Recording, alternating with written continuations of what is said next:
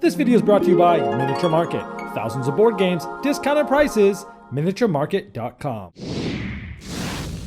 Hello my friends, it's the Game Boy Geek here. Today, we're going to be building huge skyscrapers of multiple levels throughout the city. And we're going to be trying to battle over those different levels, trying to be the one that gets the medal.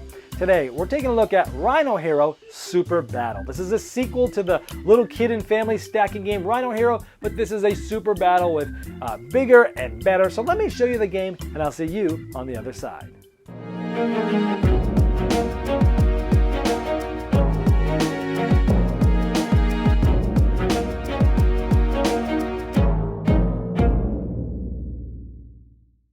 At the beginning of Rhino Hero Super Battle, everyone gets to pick which player they'd like to be. Yes, you can even be the Rhino Hero in this one.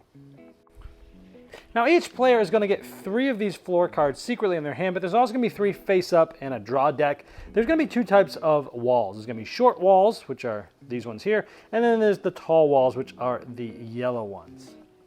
Now, these are placed face up, so there's yellow circles here, and then the first player is going to play one of their floor cards, and it tells them which wall they're going to need to use in this round. So in this case, they're going to take one of the large walls, and they're going to place them in so it's touching one of the yellow circles, and then they'll place that floor right on top of it. Maybe just like that. Now, if there is that monkey there, you must take one of the spider monkey tokens and place it on that building without having it collapse. If the spider monkey falls off, you must pick it up and place it back on, but now that spider monkey is just sitting there hanging out. Next, they'll roll this die, and this tells them up to how many floors up their player can move. So this player is on the ground floor right now. It can move up to 2 levels. Sometimes it can even go down a level. So we can go up to 2, there's only 1 level now, so this player will place them like that. Now, because that player is the highest, that player will take the superhero medal. This player is currently in first place, and this is important because if somebody else knocks down partially or entirely the entire thing, whoever's holding this actually wins. So let's say the next player is going to play this floor, and they're going to have to place 2 large walls. In this case, they're actually going to put them up here and allow this one to get put together with the other one. So now we see that this floor was put on with these walls, and it started joining these 2. Now you can't overlap floors like this as long as they're not being used to support. So let's say that next player rolled the die and they got a 1, and they would put their 1 here. Now you'd look across the first level everywhere on the entire board, and if there's any other person there, then they would roll the dice to see who would win. Now the attacker would roll the red dice, which are 2 4s and 6s. The defender would roll the blue dice, which is 1 3s and 5s. Whoever has the most, the other player has to go down a level, and the one who is now the highest will have this award. If when moving down, there's another player at that level, then another battle would ensue with that player that's moving down being the attacker. Now here you can see one built up, starting to get a little bit tall, but let's take a look at this from eye level. Now here you can see there's 1 level, then 2, then 3, and 4. We're up to 4 levels right now, and this will continue until either somebody makes it fall, and if so, well, then the player with the medal wins, and if the player with the medal did it, then everyone else wins.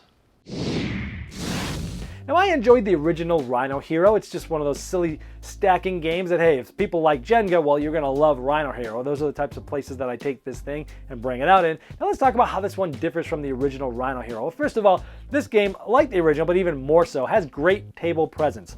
You're building up these floors and the walls, and it's getting large, and now it's not just tall, but it's wide, and it takes up a bigger portion of the table. And people are gonna be stopping by asking what the heck you're playing, so it does have great table presence. I like that it removed the little icons from the cards, which was one of those things that was harder to teach. People couldn't remember what they were. You know, they were simple. I always found with new people, you had to pass the book around and had to see what those icons did, and it was a little fiddly. So I'm glad that they removed those out of there. I like how you can move to multiple floors on a level, and you're looking across and trying to figure out who's going to fight who.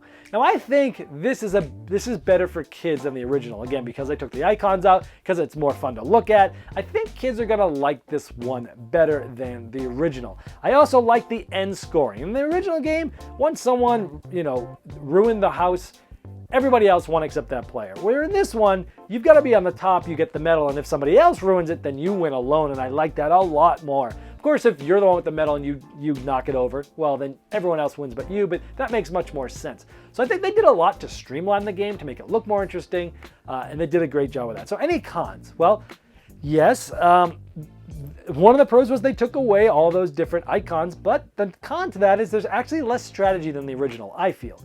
Now, granted, this is a kid party stacking game. It's not supposed to be a strategy game, so I don't think a lot of people are going to have a lot of problems with this, but I do miss figuring out which card to play when am I going to play the card related to the Rhino Hero, when am I going to play the play again card. So even though it's a positive that they got rid of those, it's kind of a negative because this game has less strategy where you're just playing something and then rolling a die if you get on somewhere.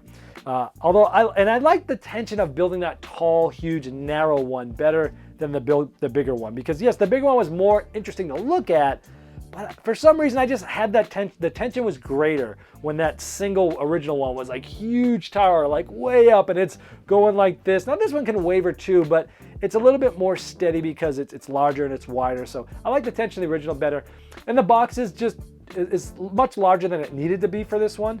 I wish they would have shortened the box because it's going to make me not keep it because my space is limited and the box is just a little too large for me. So there's a lot of positive things, some negative things. You're going to need to decide which one's better for you. They're both fun. I'm probably going to just keep the original because the box size is so small, but this one is definitely fun. And if you've liked the original and from this overview of my thoughts here, you should be able to tell this one's going to be a good addition for you or not. That is Rhino Hero Super Battle. This video was sponsored by Miniature Market's Review Corner. The Review Corner features podcasts, video, and written game reviews by gamers for gamers. Miniature Market, the online gaming superstore. Thousands of board games, discounted prices. Check them out at miniaturemarket.com.